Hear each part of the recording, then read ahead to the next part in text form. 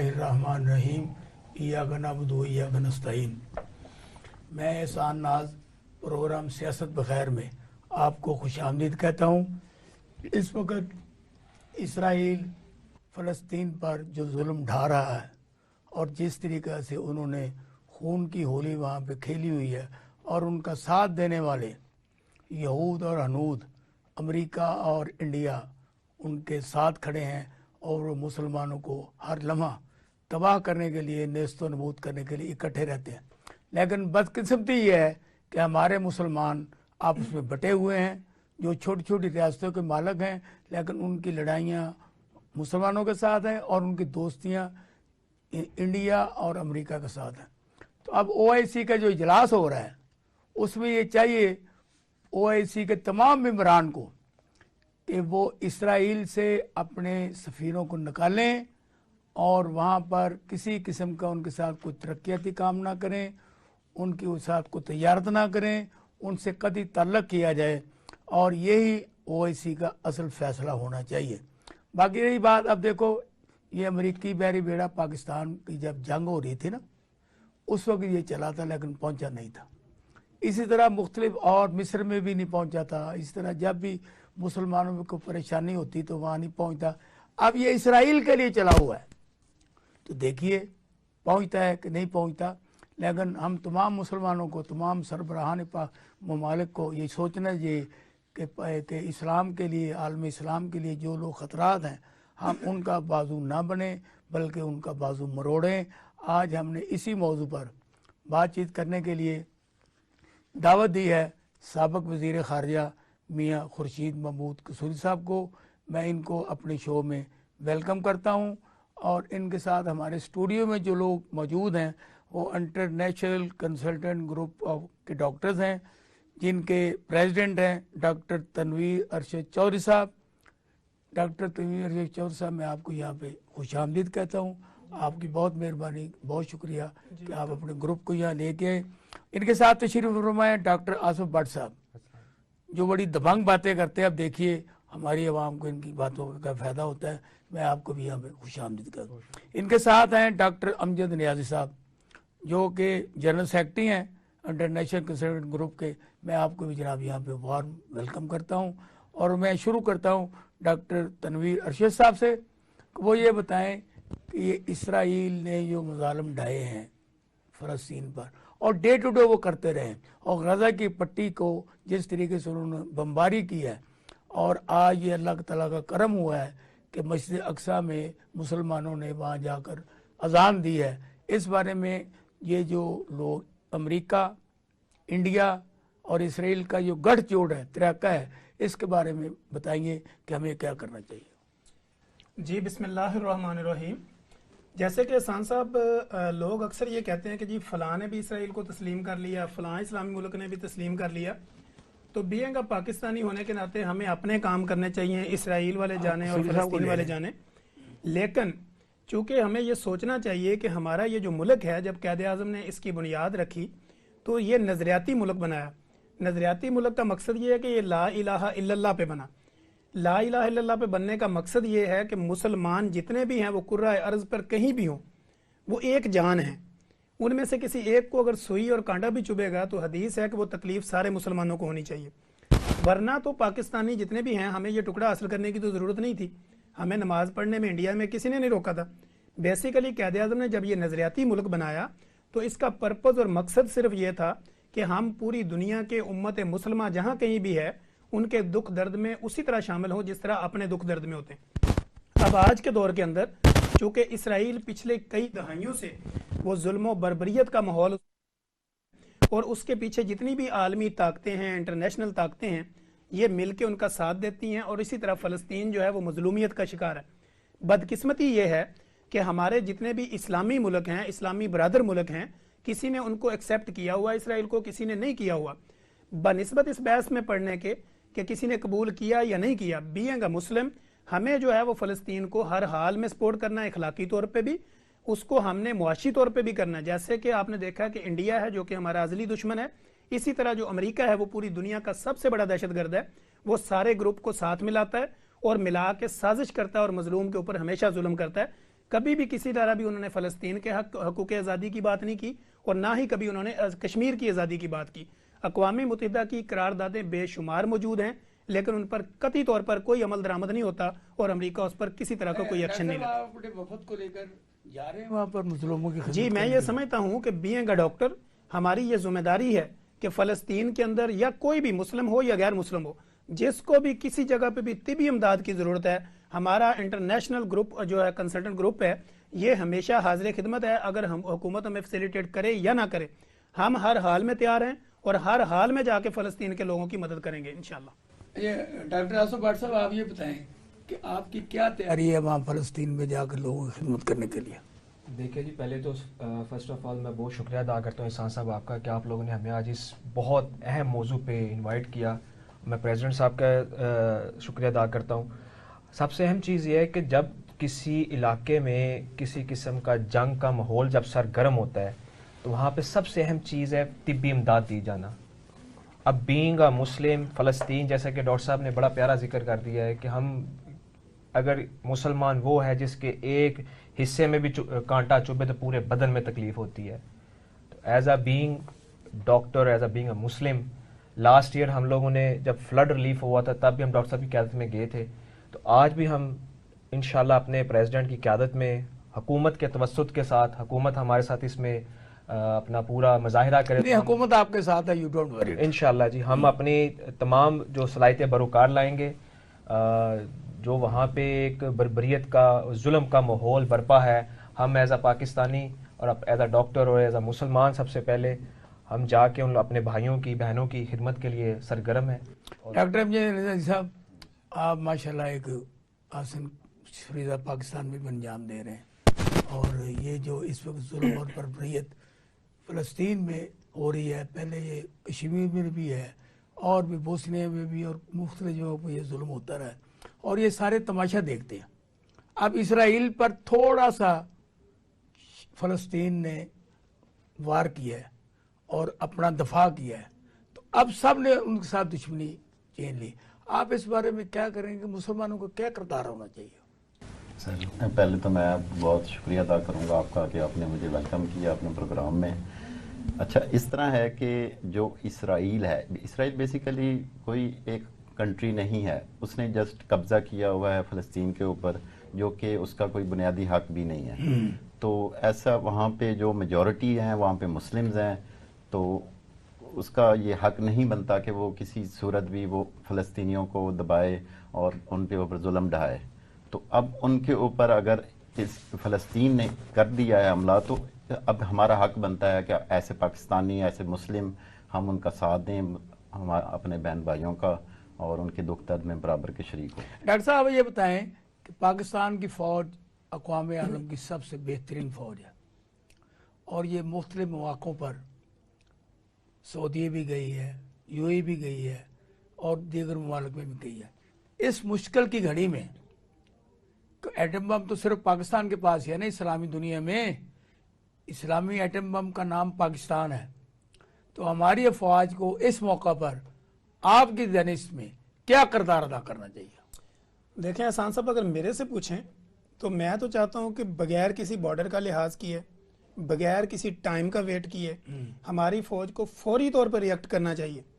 जिस तरह दूसरे ममालिक जो हैं या हमारे मुखालिफ कुव्वतें जो हैं, वो बगैर किसी कानून को देखे, बगैर कोई शर्म हया और लिहाज किए वो हर तरह का एक्शन करते हैं। तो अगर मेरे से बीइंग अ मुस्लिम पूछें तो मैं चाहता हूं कि हमें किसी बॉर्डर का कोई ख्याल नहीं रखना चाहिए और फौरी तौर पर जो है वो इसका रद्द-ए-अमल देना चाहिए। ये अमरीकी बहरी बेड़ा जो एक उन्होंने तमाशा लगाया हुआ है कि जब भी किसी पे हमला होता है भी अमरीकी बहरी बेड़ा आने लगा। पाकिस्तान पर जब इंडिया ने हमला किया, ये आने के लिए तैयार था, नहीं आया। इस तरह मिस्र के में भी नहीं आया। इस तरह बोस्निया और मुख्तलिफ ममालिक में भी बात हुई तो नहीं आया, लेकिन अब इसराइल की तरफ बढ़ रहा है। What is problem? अच्छा, इसमें भी ये बहुत बड़ी कहानी है कि जी वो कहते हैं जी बेड़ा आ रहा है तो बेड़ा जा रहा है। मैं बीइंग अ मुस्लिम और पाकिस्तान की आवाज़ होने के नाते मैं ये कहता हूँ कि हमें किसी बेड़े की ज़रूरत नहीं है। सिर्फ जो अमेरिका है या सुपर पावरें जो हैं ये इसराइल से हाथ उठा लें, दोनों ममालिक को न्यूट्रल कर दें, तो इंशाल्लाह फ़लस्तीन वाला जो है वो इनकी ईंट सेंट बजा देंगे।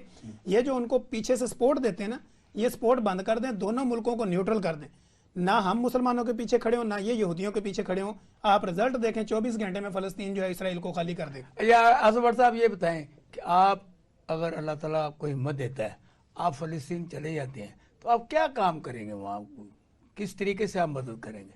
देखिए जी, इंशाल्लाह ताला मैं एक छोटी सी बात आपसे कोट करूँगा, हिस्ट्री में थोड़ा सा जाएंगे। सिंध से चंद औरतों का ख़त मोहम्मद बिन कासिम को गया। मोहम्मद बिन कासिम ने ना तो देखा कि अजम है या अरब हैं, वो अपना लश्कर दाव दबाग लेके पहुँच आया बचाने के लिए सबको। तो इंशाल्लाह अल्लाह ताला ने मौका दिया तो हम ज़रूर जाएंगे, जाके हम उनकी अपने बहन भाइयों की जहाँ तक हमसे हत्तल मकतूल कोशिश हुई, तीमारदारी के लेके उनके तमाम मरम पट्टी से लेके हर तरह के मौक़ों पे, क्योंकि हमारा किबला अव्वल है। और मेरे ख्याल से दुनिया पूरी में इस वक्त जो मुसलमान है, चाहे वो दुनिया के, चाहे वो कनाडा में बैठा है, अमेरिका में बैठा है, चाइना में बैठा है, इंडोनेशिया में बैठा है, everywhere wherever in the world, सिर्फ उसको ये पता चले कि अल-कुद्स पे हमला हो चुका है, तो बीइंग अ मुस्लिम हम लोगों की ज़िम्मेदारी क्या बनती है।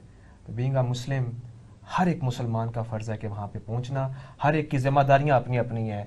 कोई फाइनेंशियल ज़िम्मेदारी देगा, कोई तिब के तौर पे ज़िम्मेदारी देगा, कोई सियासत के ऊपर ज़िम्मेदारी देगा। जैसे कि आपने OIC का बयान किया, तो ये हमारे जितने भी आला सतह पे हमारे हुकूमती नुमाइंदे बैठे हुए हैं, ये तो इनका काम है इंशाअल्लाह ताला कि ये लोग इसकी पुरज़ोर मुज़ाहमत करें कि मेरे ख्याल से पाकिस्तान से लेके आप सऊदीया तक चले जाए, 56 से 57 इस्लामिक कंट्री बनते हैं, और ये 57 जितने भी इस्लामिक कंट्री हैं इनका एक दबंग एक ही सिर्फ नारा हो कि अगर कुदस पे हमला होगा तो हम लोग खड़े हैं साथ। तो अगर इस दौरान में कोई इसराइली भी जख्मी होकर आ जाते हैं, तो क्या उनकी भी आप कोई तिब इमदाद मरम पट्टी करेंगे, उनका ऑपरेशन करेंगे आप? जी, तिब ने हमें इस चीज़ से, हर चीज़ से सरफराज रखा है कि अगर मेरे पास एक यहूदी, हिंदू, ईसाई, काफिर कोई भी आ जाए, जब वो तकलीफ़ में है, तो मेरा जो प्रोफेशन मुझे ये कहता है कि पहले मैं उसका इलाज करूं। इलाज ज़रूरी है। देखिए जी, नहीं साहब, आप ये बताएं कि पाकिस्तान में इस वक्त कितने डॉक्टर हैं और कितने डॉक्टर हम फ़लस्तीन भेज सकते हैं इस काम के लिए? पाकिस्तान में सर जहाँ तक डॉक्टरों का ताल्लुक है तो आई थिंक सो 2 से 3 लाख के करीब डॉक्टर्स होंगे। वो तो पाकिस्तानियों के लिए कम है। पाकिस्तानियों के लिए कम है, लेकिन आजकल जो मौजूदा सूरत हाल है, जो यहाँ पे मेडिकल कॉलेजेस हैं, उस हिसाब से जो डॉक्टर्स बन रहे हैं, उनको जॉब्स की फैसिलिटी, ये सारा कुछ उनके लिए मसले मसाइल बहुत ज़्यादा है। तो आई थिंक सो कि उनको बाहर जाके अगर अपॉर्चुनिटी है तो वो उनको एक खिदमत खाल्क वो सारा कुछ भी हो जाएगा। तो हमारी हुकूमत को चाहिए कि ऐसे इक़दाम करें जिससे जो है उनको रोज़गार के मौके भी मैसर हों। ये डॉक्टर साहब ये बताएं, क्योंकि आप प्रेसिडेंट हैं, ये जिम्मेदारी आप पे ज़्यादा बनती है, कि हम कितने पाकिस्तानी डॉक्टर इस वक्त फ़लस्तीन भेज सकते हैं? देखिए जी, ये है मुश्किल टाइम। मुश्किल टाइम जब किसी भी कौम पे आता है तो कौमें जो है ना वो अपने आप को कट लगाती हैं। जैसे अगर मुझे भूख है तो मैं देखूं कि मेरे सामने वाले को ज़्यादा भूख है, तो मैं अपने खाने का 50% कट लगा के पहले उसकी भूख का इलाज करूंगा। तो इस तरह मैं ये समझता हूँ कि हमारा जो ग्रुप है, international consultant group of doctors जो है वो हमेशा अवेलेबल है। हमारी अपनी जो स्ट्रेंथ है वो तो सारी की सारी मौजूद है। और इसी तरह अगर पाकिस्तान में भी आप चाहें तो जैसे एक वार्ड में अगर 10 बंदों की ड्यूटी है, हम उसमें से 2-2, 3-3 बंदों का कट लगा के फ़लस्तीन के अपने भाइयों की हर तरह से इमदाद कर सकते हैं। चूँकि उनको इमदाद की ज़रूरत है और हमें इस वक्त बंदे देने की और फाइनेंशियली उनको सपोर्ट की ज़रूरत है। जब यहाँ से कोई भी डेलीगेशन जाएगा, वो गवर्नमेंट के थ्रू जाए, किसी NGO के थ्रू जाए, कोई NGO हमें स्पॉन्सर करे या हमारे साथ रब्ता करे या ना करे, हमारा ये नज़रिया है और हमारा ये तहैया है और हमारी ये नीयत है कि हम ये काम करना चाहते हैं और इंशाल्लाह हम ये काम करेंगे। हम लेते हैं छोटी सी ब्रेक के बाद बैक। हम ब्रेक से पहले गुफ्तगू कर रहे थे कि इसराइल ने जो फ़लस्तीन पर हमला किया है उसमें अब तक काफ़ी जानें ज़ाया हो चुकी हैं और अक़वाम आलम इस वक्त सारा इसराइल के साथ जुड़ गया है, जबकि अक़वाम मुस्लिम जो है उन्होंने भी OIC का इजलास बुलाया है। कसूर साहब अस्सलाम वालेकुम। वालेकुम अस्सलाम। क्या हाल है जनाब, कैसे हैं आप? ठीक हैं, अल्लाह की मेहरबानी। आप क्योंकि साबिक़ वज़ीर ख़ारजा पाकिस्तान हैं और आप इसराइल और फ़लस्तीन के मामलात को पूरे पाकिस्तानी से ज़्यादा समझते हैं। इस वक्त जो सूरत हाल है कि फ़लस्तीन पे वो हमेशा जुल्म करते हैं और अब इसराइल, इंडिया और अमेरिका इकट्ठे हो गए हैं फ़लस्तीन को तबाह और नेस्तनाबूद करने के लिए। इस बारे में पाकिस्तान को क्या किरदार करना चाहिए और आलम इस्लाम को इस बारे में क्या तरीक़ाकार इख्तियार करना चाहिए? जी। पहली बात तो यह है कि आलम इस्लाम जो है वो पहले इससे तो बहुत देर चुप रही है, खाली इसराइल का मामला हो या कश्मीर का मामला हो। उसकी वजह यह है कि आज के दौर में 2-3 असूल आ गए बदकिस्मती से, जिसकी लाठी उसकी भैंस, और दूसरा ये है कि कौमी मफादात तरजीह उनकी हो जाती है मॉरल प्रिंसिपल्स पे, जो अखलाकी उसूल हैं उन पे। अब मामला जो है अभी अब का आज का उसको बुनियादी तौर पर यह है कि तारीख साज वाक़या हुआ है, जो भी इस वक्त हुआ है। इससे पहले 1 हफ्ता पहले सेक्रेटरी जो नेशनल सिक्योरिटी एडवाइजर है अमेरिका के जेक सलिवन, उन्होंने कहा था कि 2 दहाइयों में मशरिक वस्ता इतना चुपचाप नहीं जितना आज है। उनके मुंह पे क्या मैं कहूँ, जो कुछ हो गया है, जो उनके साथ हशर हुआ उनके अल्फाज से, तो अभी 7 दिन हुए थे और ये जो गजा वालों ने हमला किया है इसकी बड़ी तारीखी नौयत है। ये तो सैटेलाइट से नजर भी नहीं आता, इतना एक पतली सी एक पट्टी है और इजराइल एक यूरोपियन पावर है, मिडिल ईस्ट नहीं कहता मैं जी, क्योंकि उसके ज्यादातर लोग यूरोपियन ओरिजिन के हैं। उनके पास जो टेक्नोलॉजी है यूरोपियन अमेरिकन टेक्नोलॉजी है। अब ये ऐसे है कि कोई जो हफ्ता पहले अमेरिकन नेशनल सिक्योरिटी एडवाइजर का ये ख्याल था, इन्होंने सारी दुनिया को दंग कर दिया है, आसमान से, समंदर से, जमीन से, तीनों तरह से हमलावर हुए। और इन्होंने इससे पहले तो ये होता था कि 8 इजरायली और 800 फलस्तीनी या अरब शहीद होते थे। इसका पोजीशन बिल्कुल मुख्तलिफ है जी। अब इसमें मेरा जहाँ तक ख्याल है कि दुनिया को अब ये सोचना पड़ेगा कि अगर आप इसी तरह मामलात को रहने दें, और यही हिंदुस्तान को सोचना चाहिए, और थोड़ा अंदर पकता रहे तो किसी वक्त फट जाएगा। आप ये ना समझें कि आपकी ताकत ज्यादा है, आपने कश्मीरियों को दबा दिया है, आपने फलस्तीनियों को दबा दिया है। तो जब इजराइल इस जोन में था कि उस बड़े बड़े मुल्कों ने उनके साथ मुआहदे कर लिए, जिन मुल्कों ने मुआहदे किए उसमें फलस्तीनी तो नहीं थे ना, ठीक, फलस्तीनी तो महकूम है। उन्होंने मिस्र से मुआहदा किया था, उर्दन से किया था, जो अरब इजरायली वॉर हुई है जी। और उन्होंने इन बेचारों से कभी मुआहदा तो बात भी नहीं करते थे सही मुंह से। जो फलस्तीनी है उनके 2 हिस्से कर दिए थे, एक डायरेक्ट, तकरीबन डायरेक्ट कंट्रोल में था वेस्ट बैंक, और दूसरा ये है गजा की पट्टी। अब इसका जो नतीजा होगा वो एक हैरत अंगेज किस्म का। अभी तो बेचारे बहुत भारी कीमत अदा कर रहे हैं वहां के लोग, और उन पे हमले हुए जा रहे हैं, और बहुत मुनाफिकत के साथ ये कहा जा रहा है कि उन्होंने टेररिज्म किया जी। भाई अगर टेररिज्म का मतलब ये सिविलियंस को मारना, तो मैं तो सारी दुनिया सिविलियंस को मारने खिलाफ है, बैनुल-अक़वामी कानून खिलाफ है, लेकिन जब इजरायली मारते हैं सिविलियंस को और उनके घरों में घुस के मारते हैं जी जी, और ओपनली दिन दहाड़े मारते हैं, और वो ऐलान करके मारते हैं कि इनको मारेंगे, उस हद तक नहीं ह्यूमन राइट्स की वायलेशन होती सही। अब क्योंकि कुछ मारे गए हैं लोग, ये मानता हूं मैं, सिविलियंस, लेकिन ज्यादातर तो फौजी तनसीबात पे हमला हुआ और फौजी पकड़े गए अफसर उनकी तारीख में पहली मरतबा। तो ये जो प्रोपेगेंडा हो रहा है ये कुछ दिन चलेगा।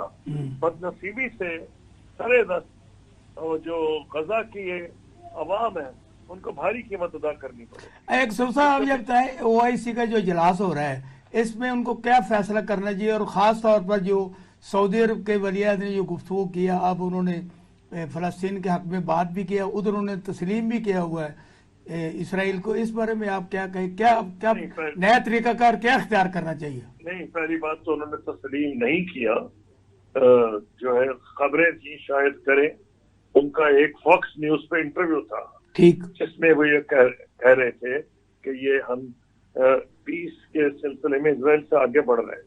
लेकिन उससे पहले एक और इंटरव्यू है जिसमें ज्यादा उसको नई पब्लिसिटी दी गई, वो बहुत अहम था। उनसे किसी ने यही पूछा था कि जी आप तो करने जा रहे हैं ताल्लुकात नॉर्मल, तो इस फलस्तीनियों का क्या होगा? उन्होंने कहा मैं बंदे भेज रहा हूँ गजा और वेस्ट बैंक को बुला रहा हूँ, और उन्हें मैं यकीन दिलाना चाहता हूँ कि जब मैं इसराइलियों से बात करूंगा तो मैं फलस्तीन के हुकूक की बात करूंगा। अब तो रास्ता ही कोई नहीं रहा दुनिया इस्लाम या अरब लीडर जो अरब अमायदीन है कि वो इसको मामला उठाए कि ये इस तरह नहीं मामला रह सकते। ये सारे मसले को जमीन के नीचे नहीं दबाया जा सकता। ये इतने हुकूक उनके 100 साल से पामाल हो रहे हैं, 70-75 साल से नहीं, जब से इजराइल आजाद हुआ है। ये 100 साल से ज्यादा, जबकि साइक्स-पिको पैक्ट हुआ, फिर बेल्फोर डिक्लेरेशन आया, अब वक्त आ गया है। इन्होंने अपने खून से एक नई तारीख पेश रहे हैं फलस्तीनी। ये जो आज हो गया है और जिस तरह उन पे बमबारी दिल्ली से की जा रही है, कोई ये फौजी ठिकानों पे नहीं हमला किया जा रहा, ये सिविलियंस पे हमला किया जा रहा है, एम्बुलेंसेस पे हमला किया जा रहा है। तो दुनिया 2-3 दिन हो सकता है चुप रहे, लेकिन मेरा अपना ख्याल है कि जल्द बोलना पड़ेगा कि इन्होंने उनका पानी बंद कर दिया, बिजली बंद कर दी, उनका खाना बंद कर दिया, पूरा ब्लॉकेड बना दिया है। बहुत जल्दी यूनाइटेड नेशंस और कुछ लोगों को, ममालिक को इस सिलसिले में बात करनी पड़ेगी। पिछली दफा जब इजराइल ने यह किया था तो साहब, जब आप वज़ीर ख़ारिजा थे तो पाकिस्तान ने इराक जंग में अपनी फौज नहीं भेजी थी, आपने वाज़े तौर पर यह कहा था। इस वक्त पाकिस्तान की जो पॉलिसी फ़लस्तीन के बारे में है, उसके बारे में आप क्या कहेंगे? हमारी पॉलिसी वाज़े है। जब मैं तुर्की में मिला था इजराइल के वजीर खारजा को और नायब वजीर आजम को, जब प्रेसिडेंट अर्दोआन ने मेरी मीटिंग कराई थी, जिसकी वजूहात मैंने अपनी किताब में बताई हैं कि इजराइल हिंदुस्तान की खुल्लम खुल्ला मदद कर रहा था, अमेरिका में सिविल न्यूक्लियर एनर्जी नहीं दे रहा था और इंडिया के साथ मुआहदा कर रहा था, हालांकि हमें हलीफ कहता था। तो हमें एडवाइस किया गया था कि सबसे ज्यादा आपकी मुखालिफत इजरायली लॉबी हमारे न्यूक्लियर प्रोग्राम की करती है, तो अगर आप उनसे बात करें तो शायद इनके जो है इनकी मुखालिफत कम हो जाए। लेकिन वो जो कीमत हमसे मांगते थे, वादे तो उन्हें बड़े किए कि हम पाकिस्तान के ज़राअत को तब्दील कर देंगे, जैसे हमने जंगल मंगल बना दिया इसराइल में, और हम आपको नैनो टेक्नोलॉजी देंगे। लेकिन हम वो नहीं कर सकते थे। वो कहते हमें तस्लीम करो। हमने कहा आपको तस्लीम कर लेंगे। जब अरब लीग प्लान या अब्दुल्ला प्लान जिसको कहा जाता था, क्राउन प्रिंस अब्दुल्ला जो बाद में बादशाह बने, उसका नाम था लैंड फॉर पीस, कि आप जमीन छोड़े तो हम फिर आपको तस्लीम करेंगे। ये अरब लीग ने फैसला किया था। पाकिस्तान ने ये कहा था कि अगर सऊदी अरब, अरब लीग, अरब दुनिया इनको एक्सेप्ट करेगी, फलस्तीन की रियासत कायम होगी जिसका दारुल खिलाफा बैतुल मक़दस होगा, तो अरब और मुसलमान भाइयों के साथ पाकिस्तान भी उनको एक्सेप्ट करेगा, उसके बगैर नहीं कर सकता। Thank you. थैंक यू कसूरी साहब, बहुत शुक्रिया, बहुत मेहरबानी।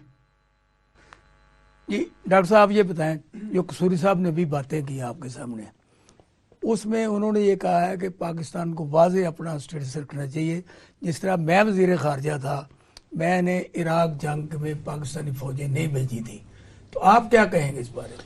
देखिए, कसूरी साहब का बेसिकली बड़ा बोल्ड एक्शन था, क्योंकि कसूरी साहब बड़े मंजे हुए बंदे हैं और चूंकि उनका हैवी एक्सपीरियंस है और वो दुनिया में घूमते रहे हैं, उनको सारी सिचुएशन का भी इल्म है। जैसे उन्होंने कहा कि 100 साल से जुल्म हो रहा है और 100 साल से जुल्म हो रहा है और 100 साल से हम खामोश तमाशाई हैं और हमने कोई मदद नहीं की सिवाय बातें करने के। अब लोग यहाँ पे ये कहते हैं कि जी दुआ करें, कि भी दुआ करें जी अल्लाह उनकी मदद करे। अल्लाह भी उनकी मदद नहीं करता जो अपनी मदद खुद नहीं करते, या वो नीयत नहीं करते, या इरादा नहीं करते। दुआ करने जा रहे हैं ना? नहीं, हम तो दुआ नहीं, हम प्रैक्टिकली कर, हम प्रैक्टिकली काम करना चाह रहे हैं। ये होता है कि यहाँ पे बैठ के वो कहते हैं जी दुआ करें, भाई दुआ तो वहां करें जहां आपके पास सोर्स नहीं है, आपके पास इनकम नहीं है, आपके पास हालात नहीं है। अब अल्लाह ने सब कुछ आपको दिया है, आप एक नजरियाती रियासत हैं और आपको अपना मौकफ रखना है। जब आपने अपना मौकफ रखना है, दुनिया माने या ना माने, आपको डंडके की चोट के ऊपर अपना मौकफ देना चाहिए और हम हर हाल में अपना मौकफ देंगे। और मुझे पूरी उम्मीद है हमारा जो इंस्टीट्यूशन है यानी फौज जो हमारी है वो सुपर पावर है, अच्छी फौज है, डिसिप्लिन फौज है, वो जरूर इसके ऊपर एक्शन लेगी और गवर्नमेंट उसको प्रॉपर सपोर्ट करेगी। डॉक्टर आफताब भट्ट साहब, आप बड़े जोशीले भी हैं और मुझे इल्म है कि आप काम करने वाले भी हैं। पाकिस्तान की इस वक्त जो कौम है उनको फ़लस्तीन के लिए कोई फंड कैम करना चाहिए उनकी इमदाद करने के लिए। जी बहुत ज़रूरी है। उसकी सबसे पहली रीज़न तो ये है कि जैसे ही अब उधर जैसे कसूरी साहब ने भी बोल दिया है कि ये तो कोई 5, 6 या 10, 12 दिनों की बात तो है नहीं है, तो 100 साल का पूरा एक कॉन्सेप्ट चलता जा रहा है। गज़ा स्ट्रिप के ऊपर जो कुछ हो रहा है, अब हमारी हुकूमत को, हमारी अफवाज को, हमारी डॉक्टर कम्युनिटी को, हमारी बहुत सी NGOs हैं, उन सबको जिस तरह उन्होंने सैलाब ज़दगान के लिए शाना बशाना खड़े हुए, हर एक बंदे ने अपना हिस्सा डाला, तो मेरे ख्याल से हमारी हुकूमत को, हमारी तमाम अफवाज को और इसके अलावा हमारे अपने प्रोफेशन के लोगों को इसमें एक फ़ंड मुकर्रर करना चाहिए। और उसके लिए हम वॉलंटियरली अपने डॉक्टर्स, अपने प्रेसिडेंट की पूरी सरबराही में हम उनके लिए हाजिर हैं। हम जाएंगे वहाँ पे और जाके जहाँ तक हमारे एंड पे हुआ, जो दवाइयाँ, जो चीज़ें, जो पट्टियाँ, जो मामलात हमें आप लेके जाएंगे, हम इंशाल्लाह अपनी हत्तल मकतूल कोशिश करेंगे कि हम अपने साथ लेके जाएं। इसके अलावा भी जो हमारे साथ वॉलंटियरली आना चाहे, ही इज़ मोस्ट वेलकम। अच्छा, अब ये नज़र साहब, जिस तरह के इमरान खान ने हॉस्पिटल भी बनाए, यूनिवर्सिटी भी बनाई और दीगर वो काम किए जिनसे अवामी फलाह का सिलसिला शुरू हुआ है, और आके दरमियान में स्टकअप कर दिया गया और उनको पाबंद सलासल कर दिया गया। क्योंकि आप रिलेटेड हैं उस इलाके से, तो क्या वहाँ भी कुछ फलाह हुई है इमरान खान के इन कामों से? जी सर, वहाँ पे जब से इमरान खान वज़ीर-ए-आज़म बने थे तो उसके बाद से काफ़ी ज़्यादा तरक्याती काम हुए, यूनिवर्सिटीज़ बनी, उसके और हेल्थ के बारे में ख़ास तौर पर चिल्ड्रन हॉस्पिटल बनाया गया, और जो भी अभी तक फंक्शनिंग में नहीं है तो कुछ अर्सा तक इंशाल्लाह फंक्शनिंग में आ जाएगा। तो इस हवाले से ये है कि इमरान खान ने वहाँ पे अपने इलाके में काफ़ी ज़्यादा तरक्याती काम करवाए हैं। तो मैं ये समझता हूँ कि हर इलाके में जो छोटे से छोटा शहर है उसको भी डेवलप होना चाहिए पाकिस्तान में। डॉक्टर देनवी साहब, आप ये बताएं कि पाकिस्तान भी इस वक्त जो है ना इस माशी बदहाली का शिकार है। कभी कहते हैं ये हम डिफ़ॉल्ट हो रहे हैं, कभी कहते हैं हम डिफ़ॉल्ट से बच गए हैं। शहबाज शरीफ ने कहा कि मैंने मुल्क बचा लिया, अपनी सियासत तबाह कर दिया। तो मुझे ये बताएं कि मेडिकल के हवाले से कोई ऐसी हुकूमत अच्छी रही है जिसने कोई अच्छा काम किया, जैसे कि ये केयर टेकर साहब कर रहे हैं जब जिनका मैंडेट भी नहीं है? असल में एहसान साहब ये है कि ये मेरी उम्र 35, मैं तो खराज तहसीन पेश करता हूँ इनको। मेरी उम्र 35 साल होने वाली है और 36 मेरी में उम्र मैं 70 साल। 36, और मैंने अपनी जिंदगी में जब से होश संभाला है हाँ। आज तक हमने यही सोचा है, सुना है कि पाकिस्तान नाजुक मोड़ से गुजर रहा है। 35 साल नौजवान डॉक्टर। 35 साल से ये नाजुक मोड़ खत्म नहीं हुआ। अच्छा, ठीक तो है। हमें इन चीजों को भूल जाना चाहिए। जो सोर्सेज आपके पास अवेलेबल हैं उनके अंदर रहते हुए हमें काम करना चाहिए। और जहां तक आपने केयर टेकर की बात की, जो कि इनका मैंडेट तो नहीं है, लेकिन चूंकि ये काम कर रहे हैं, बेसिकली मैनेजमेंट को ठीक कर रहे हैं, तो मैनेजमेंट को ठीक करना पाकिस्तान की इंतहाई अहम जरूरत है। वो कोई भी गवर्नमेंट करे, वो केयर टेकर करें, वो पॉलिटिकल इंतजामिया करे या कोई भी मैनेजमेंट करे, उसको अप्रिशिएट करना चाहिए, क्योंकि अल्टीमेटली जो है वो फायदा अवाम का होता है। अच्छा, आप ये बताएं भट्ट साहब कि पाकिस्तान में इस वक्त जो एक नारा आ रहा है कि नवाज शरीफ आवे ही आवे, नवाज शरीफ आएगा कि होने नारा भग जाएगियाँ, तेल सस्ता हो जाएगा, डॉलर की कीमत घट जाएगी। क्या नवाज शरीफ की आमद पर जिस तरह के ये नारे मरीम नवाज शरीफ लगा रही हैं, और ठोकर न्याज बेग पे उन्होंने एक जलसा किया है, गोल टेबल, राउंड टेबल लगा के, और खाना तकसीम किया है वहाँ पे, और अपनी यानी कम महंगी को बड़ा जाहिर करने के लिए उन्होंने ये प्रोग्राम सारा किया है। तो क्या ये आप समझते हैं कि शरीफों के आने के बाद अगर वो अपनी दौलत साथ नहीं वापस लाते जो लूटी हुई है, तो मुल्क की तकदीर बदल सकती है? देखिए जी, सबसे पहले तो बात यह है कि मुल्क की तकदीर बदलने के लिए उनका आना ही ज़रूरी नहीं है। मुल्क की तकदीर के लिए हम यार उन्होंने मोटरवे बनाई है, उन्होंने बड़े बड़े मंसूबे बनाए हैं, उन्होंने लंदन में अपनी जायदादें बनाई, कमाल करते हैं आप यही तो ये प्रकार आदमी हो। मैं आपसे यही अर्ज करने लगा हूँ कि मुल्क की तकदीर बनाने के लिए हमें ये नहीं देखना कि कौन आए कौन ना आए, आए मोस्ट वेलकम, सारा आंखों पे सब जो भी आए, बट ये है कि जब तक हमारे अंदर से चीज़ें ठीक नहीं होंगी, किसी भी मुल्क के लिए ज़रूरी है हेल्थ और एजुकेशन। जिस कंट्री का हेल्थ और एजुकेशन का सिस्टम अच्छा नहीं हो सकता, वो कंट्री तरक्की की राह पे कैसे जाएगा? अगर वो तो भाई बार बार ये कह रही है बबांगे दौल कि मेरे अब्बू आएंगे तो घी सस्ता हो जाएगा, मेरे अब्बू आएंगे चीनी सस्ती होगी। हम इंतजार उनसे ये पूछे कि महंगी किसने की थी? हम इंतजार कर रहे हैं। हाँ। हम तो इंतजार कर रहे हैं कि वो जब आएंगे फिर देखेंगे कि कौन सी चीज सस्ती हो रही है, क्योंकि जो गरीब बंदा है वो तो बेचारा पिस नहीं सर, आप ये बताएं कि जब जितनी आपकी उम्र है, कभी आपने कुछ चीज महंगी हुई है सस्ती होती देखी है? सर तो ये जो दावा है कि पेट्रोल सस्ता होगा, डॉलर सस्ता होगा, चीनी सस्ती होगी, दाल सस्ती होगी, क्या एक फर्द की आने से, हालांकि इससे पहले 16 माह हुकूमत शहबाज शरीफ ने की है ना, उससे पहले 3 दफा वज़ीर-ए-आज़म नवाज शरीफ भी रहे हैं, कभी महंगाई कम हुई है? तो आप ये बताएं, ये नारे हैं, ये मन घड़त है या इसमें कोई असूली तौर पे बात? मैं नहीं समझता कि जो है इससे चीज़ें कम होंगी, क्योंकि चीज़ों की कीमतें पाकिस्तान में अगर एक दफ़ा बढ़ जाएं तो वो किसी सूरत भी कम नहीं होती, बेशक डॉलर 200 पे भी आ जाए। तो इनको ये चाहिए कि जो अब गाड़ियों की कीमतें तक 10, 20, 30 लाख बढ़ गई हैं, तो वो उनको चाहिए कि वो कम करें, जो घी, ऑयल, ये सारी चीज़ें हैं जो रोज़मर्रा की हैं, इनको कम करें ताकि जो गरीब आवाम है उनको फ़ायदा हो। तो ये नहीं है कि ये मतलब इससे जो, मैं नहीं समझता कि जो नवाज शरीफ के आने से इनको कुछ फ़ायदा होगा, क्योंकि वो भी इन्हीं के भाई थे। ठीक। तनवीर साहब, आप ये बताएं कि पाकिस्तान में मेडिसिन के मामलात को बेहतर करने के लिए, हॉस्पिटल को बेहतर करने के लिए किन किन चीज़ों की ज़रूरत है और कौन कौन से एरियाज़ हैं जहाँ पे काम करना बहुत ज़रूरी है? देखिए, कुछ मेडिसिन ऐसी होती हैं, जैसे कि पिछले दिनों में आपने देखा होगा, जैसे डेंगू है। डेंगू जब आता है तो इंसुलिन नहीं मिल रही यार, मैं भागवा, मुझे मिली। मैंने आपको पिछले प्रोग्राम में भी हल दिया था कि आपको किसी इंसुलिन की जरूरत नहीं है, 2 घंटे भागना शुरू करें इंसुलिन, बगैर इंसुलिन के आपकी शुगर रिवर्स हो जाएगी।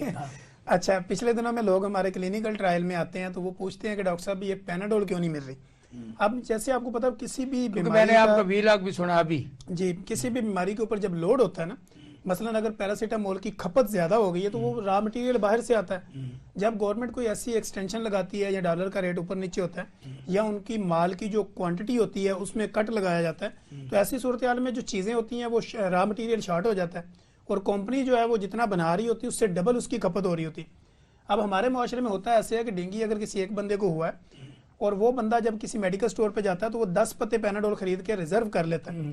वो कहता है कि किसी और को होगा तो मुझे तकलीफ में ना जाना पड़े, तो वो इसलिए वो पैनाडोल शॉर्ट हो जाती है। और वही पैनाडोल पिछले दिनों में जब हमने कंपनी वालों से बात की, हमने कहा कि भाई ये आवाम की जरूरत है और ये दवाई, यानी आप ये कहते हैं कि मेडिसिन को आसान तरीके से बनाने और सस्ता करने की जरूरत है, उसका क्या तरीकाकार है? उसका तरीकाकार ये है कि गवर्नमेंट जो है उसको चाहिए कि वो फार्मा इंडस्ट्री के साथ बैठे और बैठ के उनके साथ मामला तय करे कि हमने जो देखा जब भी फार्मा कीमतें रेज कर गई हैं सर, जब भी हुकूमत बैठी है, जब भी ये बेसिकली अगर कमीशन वाला सिस्टम, पैनाडोल 10 की 30 पे आ गई सर, बैठने का नतीजा है। सर, हम बैठा रहे हैं आप सर, हम ये कह रहे हैं कि 10 वाली अगर 30 में भी मिल रही है उसकी अवेलेबिलिटी श्योर होनी चाहिए। अच्छा, ना कि 30 वाला पत्ता भी गरीब आदमी 200 में खरीद रहे हैं। अच्छा, उससे बेहतर है कि 10 वाली को 30 की कर दें, लेकिन अवेलेबिलिटी तो आम हो, हर जगह पे वो मिलनी चाहिए। इसी तरह जो फार्मा का चूंकि काम है, हुकूमत को चाहिए उनके साथ बैठ के मामला तय करे ताकि लोगों के लिए उसकी यानी आपके देश में ये जो फार्मास्यूटिकल कंपनीज हैं इनके साथ हुकूमत को ऐसा पैचअप मामला तय करने चाहिए और जो बाहर से आती हैं रॉ मटेरियल उनको सस्ता किया जाए या उनकी ड्यूटी कम की जाए, कोई ऐसी बात? सर, ड्यूटी कम की जाए, टैक्स थोड़ा सा कम किया जाए और उनके साथ बैठ के ये मामला तय करें कि ये हमारा विजन है, इसके ऊपर आपने पूरा उतरना है। हम वोट लेके आए अवाम से इस मिशन के ऊपर, अब हमारे इस मिशन को पूरा करने के लिए आप हमारे साथ क्या मदद कर सकते हैं? लेकिन हुकूमत और अवाम की एक ही राय है कि डॉक्टर टैक्स नहीं देते। सर, जितना टैक्स हम जो 3 बंदे बैठे हैं, मेरा ख्याल जितना हम देते हैं, हमें तो बाकियों का नहीं पता। हमारे पास तो आए दिन टैक्स वाले पहुंचे होते हैं और हमें तो 30-30, 40-40 हज़ार टैक्स पड़ता है, जबकि हम एक आम प्रैक्टिस छोटे क्लिनिक्स चला रहे होते हैं। तो डॉक्टर की सैलरी बाद में आती है, टैक्स पहले कटता है। अच्छा, तो ये तो ऐसे नहीं हो सकता, जो भी गवर्नमेंट एम्प्लॉय है उसका टैक्स कट के प्राइवेट आता है। क्लिनिक या ज्यादा थप्पा नहीं सर, प्राइवेट क्लिनिक पे भी आपको देखें कि जो हमारा एक जीपी होता है या एक फिजिशियन जो बैठा होता है, वो मोहल्ले में आपको आपके घर के ऊपर वो सहूलत दे रहा होता है 200 रुपए में या 250 रुपए में। अगर आपको कहीं दूर जाना 400 पेशेंट होता है उसके पास। सर 400 पेशेंट, आप देखें एक बंदा 400 पेशेंट के साथ अपनी खपत भी करेगा, अपने एक्सपेंस भी निकालेगा, अपने रेंट भी देगा, बिजली के बिल भी देगा, टैक्स भी देगा, और साथ में 4-5 बंदों को अकोमोडेट भी करेगा जॉब के लिए। यानी वो भी टैक्स देता है, उसमें भी टैक्स देता सर है। टैक्स 200 या बिल्कुल 300 देते हैं, टैक्स के बगैर तो ये छोड़ते नहीं है, जालिम महकमा किसी तरह नहीं छोड़ता। मेट्रोपॉलिटन वाले आते हैं, बोर्ड वाले आते हैं, उस पर एक्साइज वाले आते हैं, ये सारे के सारे टैक्स लेते हैं। अच्छा, ज्यादा मसाइल किस महकमे से आपको? पुलिस से हैं, इनकम टैक्स से हैं, या महकमा सेहत से? सर महकमा सेहत तो बेसिकली वो समझ लेना होने के बराबर ही है, क्योंकि उनके पास तो इतना टाइम ही नहीं होता, वो इतने सोए हुए हैं कि उनको पता ही नहीं कि महकमा सेहत के अंदर या हेल्थ के अंदर हो क्या रहा। ये भट्ट साहब आप ये बताएं कि डॉक्टरों से आसान तरीके से टैक्स लेने का तरीका क्या है, सबसे बेहतरीन, ताकि वो खुशी से टैक्स दें? सबसे बेहतरीन हाल ये है कि आप डॉक्टर्स को, जिस तरह हमारी सैलरी से एनटीएन नंबर ऑलरेडी हमारे लगे होते हैं तो वो टैक्स कट रहा होता है। आप नहीं भट्ट साहब, मैं बात कर रहा हूँ प्राइवेट की, वो तो आप देते मैं हैं। आपको उस तरफ आ रहा हूँ, मैं उसी तरफ आ रहा हूँ। आपके आसान private- तरीका बताएं। सबसे बेहतरीन तरीका यह है कि वही एनटीएन नंबर आप डॉक्टर, क्योंकि वो दे रहा है, उससे परसेंटेज कम करके जो उसकी क्लिनिक की जो इनकम आ रही है, जो बैंक के साथ अटैच है, उसकी थोड़ी परसेंटेज को कम कर लें, डॉक्टर इजीली हंस के अपना टैक्स प्राइवेटली भी पे करेगा। या फिक्स टैक्स भी कर सकते हैं, एक नॉर्मल क्लिनिक का फिक्स टैक्स। समझे नहीं साहब? जी सर। इन दोनों हमारे साथियों ने जो गुफ्तगू की है, डॉक्टरों से टैक्स कैसे लेना चाहिए, और उन्होंने वो एरियाज बताया जिन पे मेडिसिन के बारे में बात की जा रही है। अब हॉस्पिटल में क्या मसाइल हैं कि ऑपरेशन थिएटर में औजार नहीं है, मेडिसिन नहीं है, अमला मौजूद नहीं है, और मुख्तलिफ जो RIC जो हॉस्पिटल है सरकारी देहातों में, वहाँ पर टोटली हमारा गायब होता है, और एक चौकीदार वहाँ पे मेडिसिन 2-2 पत्ते दे रहा होता है। सर उसमें ये है इसका हल क्या है? What solution? सर इसका हल ये है कि जो प्रॉपर जो हॉस्पिटल्स को फंड्स वगैरह वो मिलने चाहिए ऑन द टाइम, क्योंकि जब फंड्स नहीं मिलते तो वो हॉस्पिटल जो है वो फैसिलिटीज़ प्रोवाइड करने से कासिर होता है। जैसे मतलब बार बार उसकी MRI मशीन ख़राब हो जाना, CT स्कैन की मशीन ख़राब हो जाना, और जो जो खून के टेस्ट होते हैं, उनकी किटें होती हैं, वो ख़राब हो जाती हैं अक्सर। तो वो उनमें ये है कि वो प्रॉपर यानी इनको इम्प्रूवमेंट करने की ज़रूरत है। इम्प्रूवमेंट करने की बहुत ज़्यादा ज़रूरत है। ख़वातीन और हज़रात, हमने आज फ़लस्तीन और इसराइल में जो जंग हो रही है इस पर अपना प्रोग्राम रखा है, और हमारे इस पैनल ने जिनमें डॉक्टर्स मौजूद थे, और मियाँ खुर्शीद महमूद कसूरी ने बड़ा मुदल्लल और वाज़ेह पाकिस्तान की पॉलिसी के बारे में हमें बताया और अवाम-उन्नास को बताया। ये फ़ैसला आपने करना है कि मेरे सवालात और मेरे पैनल के जवाब, इसका फ़ैसला आप करें।